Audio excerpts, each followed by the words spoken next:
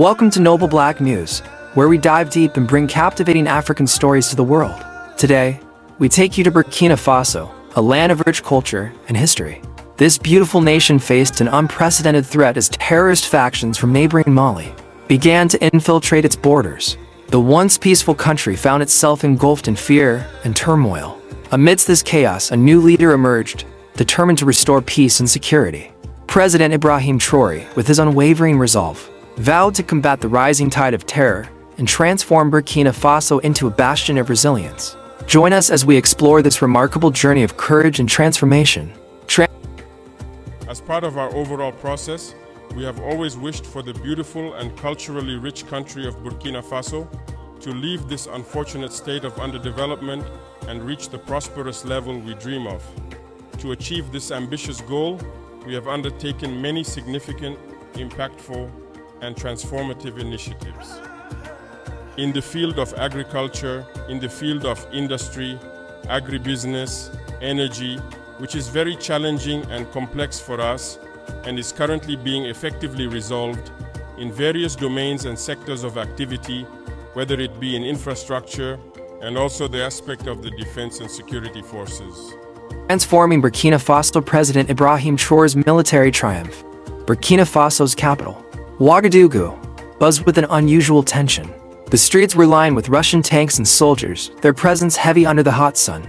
President Ibrahim Traoré watched from his office window, the weight of his recent request to Putin lingering in his mind.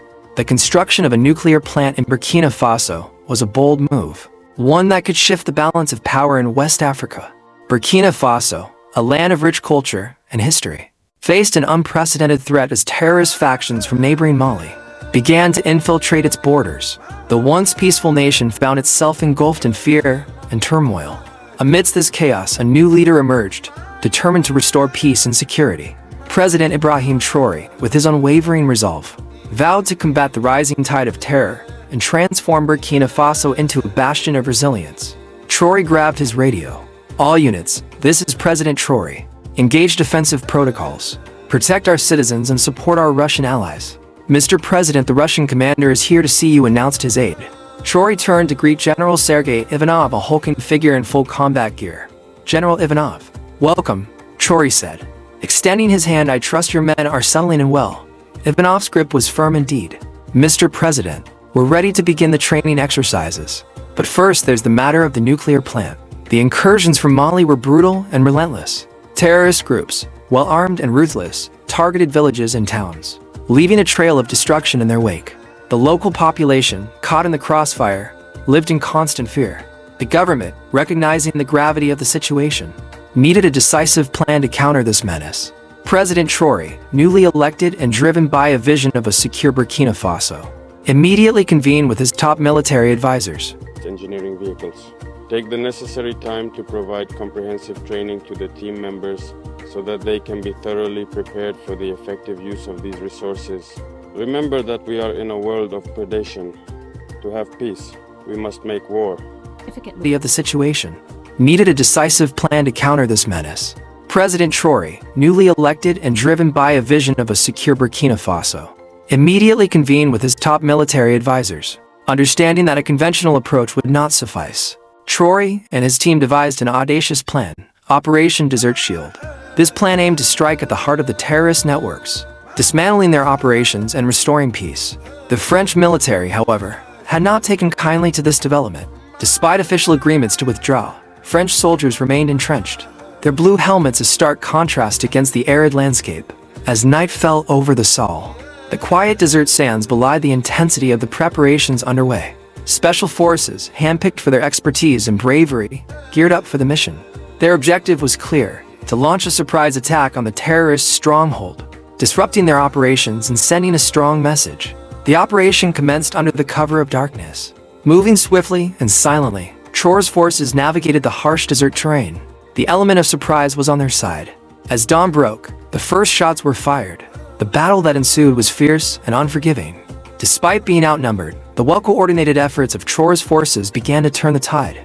Burkinabe soldiers, under the guidance of their Russian trainers, joined the fray. It was a coordinated dance of warfare, a testament to the rapid training they'd undergone. Civilians scrambled for cover, the sounds of battle creating a cacophony of fear and adrenaline. Traoré's heart pounded as he watched the conflict unfold on the monitors in his office. He knew that this moment could define his presidency and the future of his nation. In the heart of the city, a squad of Burkina Faso soldiers, led by Captain Idrissa, found themselves pinned down by a group of French paratroopers. For the first phase, in the initial stage, as far as you are concerned, it was absolutely necessary for us to carefully consider logistics, armament, vehicles, and everything that follows. What is gradually improving and consistently, and we will continue moving forward in this positive and direction to enable you to carry out the noble and honorable fight for this beloved homeland. But in addition to all that, we told ourselves one thing: for the nation to exist, endure, and develop, you all need to be strong. And being strong is not just about logistics, but also about psychological strength. There is this family stability that every fighter needs when they are on the battlefield. Captain called for reinforcements, his voice steady despite the hail of bullets. Climactic battle and destruction of the terrorist hideout. The pivotal moment came when intelligence pinpointed the location of the main terrorist hideout, a heavily fortified compound hidden deep within the desert. Traoré, displaying exemplary leadership, led a daring charge against this stronghold. His presence on the front lines inspired his troops and demoralized the terrorists. As the forces approached the compound, they encountered fierce resistance. The battle was intense, with heavy gunfire and explosions echoing across the desert. Traoré's strategic acumen came to the fore as he directed his troops to encircle the hideout, cutting off all escape routes. With the compound surrounded, Traoré ordered a final assault. Under his command, specialized units breached the defenses and stormed the hideout. The firefight inside was brutal, but the determination and skill of Traoré's forces prevailed. Room by room, they cleared the compound, eliminating key terrorist leaders and rescuing hostages. The culmination of the assault was marked by a dramatic moment. Traoré personally led the charge into the command center of the terrorists. After a brief but intense skirmish, the terrorists were overwhelmed. With their leadership dismantled and their base destroyed, the remaining terrorists fled or were captured. The success of Operation Desert Shield, marked by the destruction of the terrorist hideout, was a turning point for Burkina Faso. However, President Traoré knew that the fight was far from over. Continuous efforts were necessary to ensure lasting peace and stability. Strengthening border security, enhancing intelligence operations, and fostering regional cooperation became top priorities. Traoré's leadership extended beyond the battlefield. He initiated programs to support the affected communities, rebuild infrastructure, and provide psychological support to those traumatized by the violence. His comprehensive approach emphasized not just military might, but also the resilience and unity of the people. President Ibrahim Traoré's military triumph against terrorism in Burkina Faso stands as a testament to the power of courage, strategy, and unwavering determination. His legacy is one of resilience and hope, inspiring future generations to stand against oppression and fight for a better future. Burkina Faso, though scarred by conflict, emerged stronger and more united. The battle against terror continues, but with leaders like Traoré and the spirit of its people, the nation looks forward to a future of peace and prosperity. Thank you for joining us on this journey at NobleBlackNews, where we bring the most compelling African stories to the world. President Ibrahim Traoré's military triumph against terrorism in Burkina Faso stands as a testament to the power of courage, strategy, and unwavering determination. His legacy is one of resilience and hope, inspiring future generations to stand against oppression and fight for a better future. Burkina Faso, though scarred by conflict, has emerged stronger and more united. The battle against terror continues, but with leaders like Traoré and the indomitable spirit of its people, the nation looks forward to a future of peace and prosperity. If you enjoyed this story, please like, share, and subscribe to NobleBlackNews for more inspiring stories that celebrate the resilience and triumphs of Africa. Thank you for watching, and stay tuned for more. We have all indeed been on the ground. We have experienced circumstances where, often while being on the ground, your mind is actually at home. In fact, because you are unable to solve a number of problems, perhaps financial in nature. Generally, it comes down to that, and it disrupts the fighter. Today, we have many severely injured. We also, unfortunately, realize that this issue has not been addressed as it should have been. The proof is that up to the moment I am speaking to you, we have not been able to list all those who have been injured, since the beginning of this conflict. As a result, we have decided to launch a platform so that people who have been injured, who did not have a circumstantial report, or who were not reported, can register themselves on this list. I think just a few weeks ago, we had a conference in this exact same room to launch this process, because an agency was created specifically to take care of war casualties. In the same vein, we have considered the orphans, who will also be listed across all ranks of uniformed personnel, including the defense and security forces, so that we can take care of them. And schools for the wards of the nation will be established. And in our education policy, eventually we'll make education free in Burkina. We want this free education to start with these schools for the nation's wards. So, the orphans of our heroes. In addition to all this, which was the first time creating the agency to take care of the injured babies and orphans, we are now in a new phase to address the aspect that is very important to the military, the financial aspect. This morning, we wanted to present this cooperative to you. How exactly will it work? What are precisely the main objectives of this cooperative and its goals? What is the aim of the cooperative? And gradually, in all the garrisons, missions will have to be sent to further explain the merits of this cooperative and to inform people about what they can expect from it. Furthermore, additionally, and in return the question you asked here this morning, in the different garrisons you will have to ask many questions. And I think a General Assembly is also planned in the cooperative's organizational chart so that inputs and various contributions for improvement can come from you. We want you to be able to save at a much higher rate and have very specific savings, each according to what they want and the products that will be offered. When the soldier finds himself facing various issues and complexities after his initial loans, it's a long-term problem because the salary is not enough. It cannot be proportional to the financial expenses. And I think the elders thought very well by introducing, I believe since the 1980s, the fact that the defense and security forces can engage in fields such as agriculture and livestock. So, how do we go about starting a business? That's the second question. Here too, the cooperative should be able to help, to allow you to invest in this field, because it is not prohibited. Today, we launched the Presidential Initiative for Food Self-Sufficiency. We launched the Agricultural Offensive, and in the initiative, the military is involved, and I think many of you have seen fields developed this season in their barracks, in their garrison. I think that in Ouagadougou, here at Didou, Kayak, a package. All over, large boreholes have been drilled, and the military will be trained in agriculture and livestock farming in quite specific areas, and I think there is one that is currently developing. We need to arrive at a solution to the problem, but many want to invest. How do we proceed and find a way forward to make a decision? That will also be definitely taken into account so that we can help you invest in this field, because agriculture feeds the entire population. It was authorized for those in uniform. Livestock farming feeds people. It's the other businesses that we don't allow. Even among officers, the salary is not enough. It's not possible.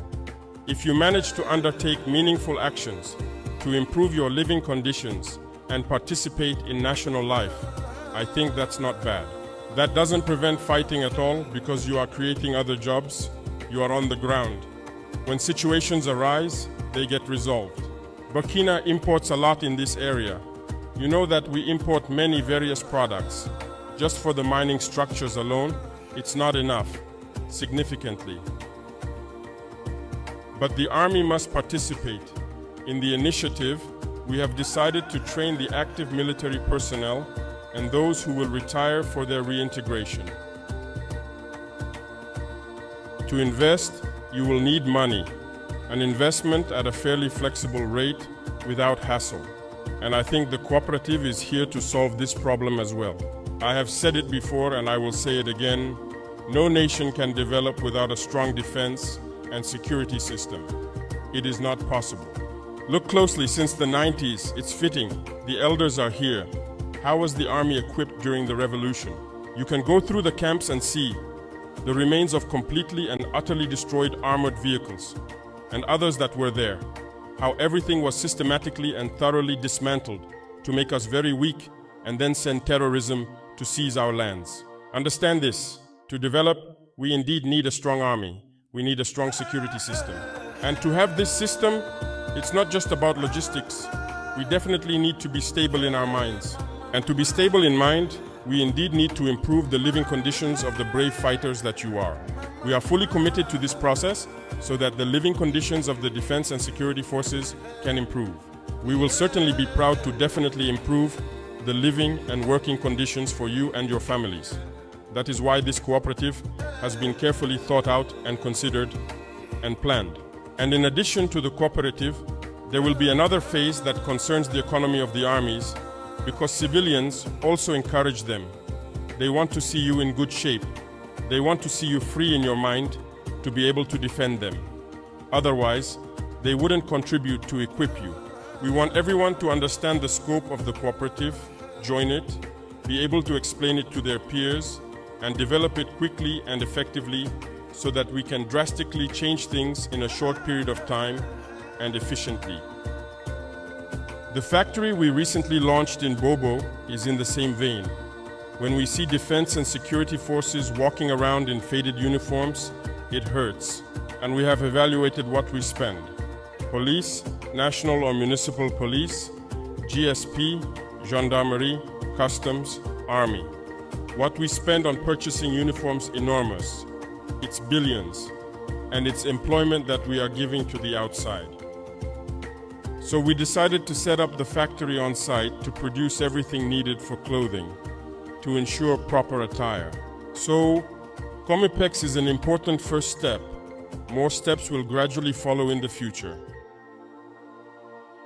Everyone is involved, with the Minister of Finance at the forefront, so that we can create something, an efficient tool that we will oversee, which should allow our various defense and security forces to live with dignity and to fight for the freedom of our homeland. This is the very essence of the creation of this cooperative.